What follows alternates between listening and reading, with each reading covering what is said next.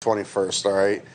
So October 21st, I went into work as normal. I picked up my truck, Lancaster, Pennsylvania.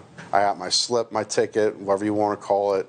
A slip of ticket is basically something that it has the date, it has the time, it has when I'm leaving, it has all the information I have on it for that load. So I got my ticket and off I rolled to go to Bethpage, New York. I get to Bethpage, I check in at the guard shack out front. I go over to the door that he assigned me. I dock the trailer.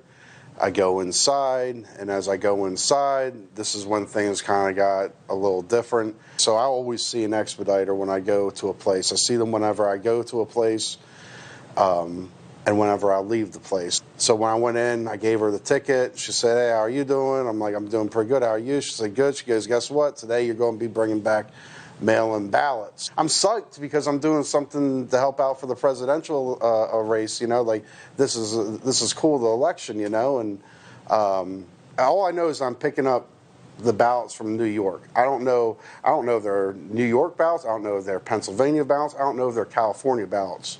All I know is I'm picking up ballots in New York, headed for Harrisburg.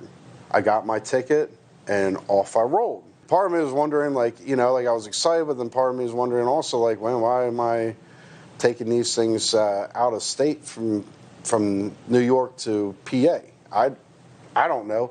I don't know what the proper process is, but I just know, like, I mean, I don't think you would take mail-in ballots out of one state to the other. Like, it just doesn't seem right, you know.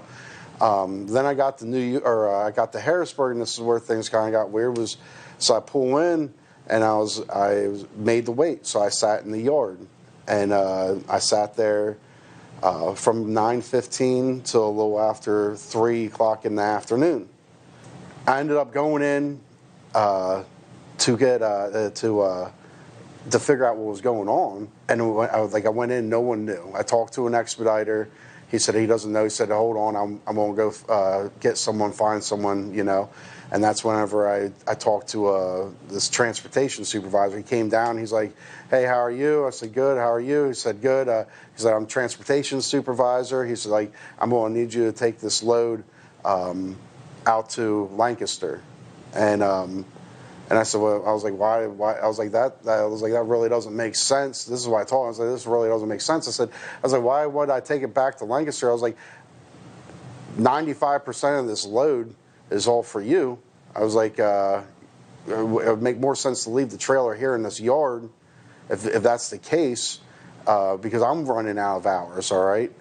And the guy said, "No, just take it back." And I said, "Okay." I was like, "Well, I'm not going to argue with the dude. I don't get paid to do that."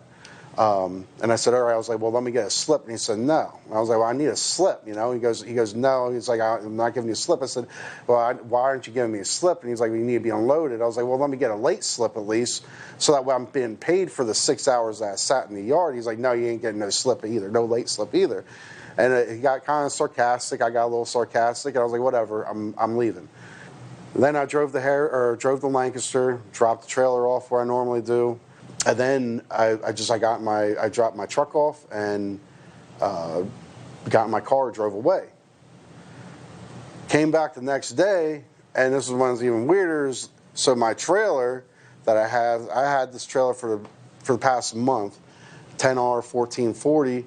It's not there, and I'm sitting there. I'm like, "Where's my trailer at?" You know, like the trailer's gone.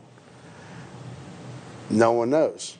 And this was the first and only time that I had mail-in ballots, first and only.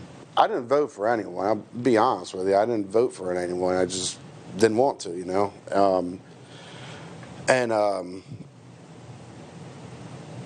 was talking to my mom, and she said, "Hey," she goes, "I want you to talk to someone about the situation that you had, all right?" And I said, "Okay." And I talked to them, and I told them everything that I just told you. I didn't care who really won the election, but like standing there, I think the election, our vote, like that's the one thing of us Americans that we have. And if you're going to start corrupting that, taking that away from us as Americans, we deserve to know the truth. We deserve to have an honest, fair election.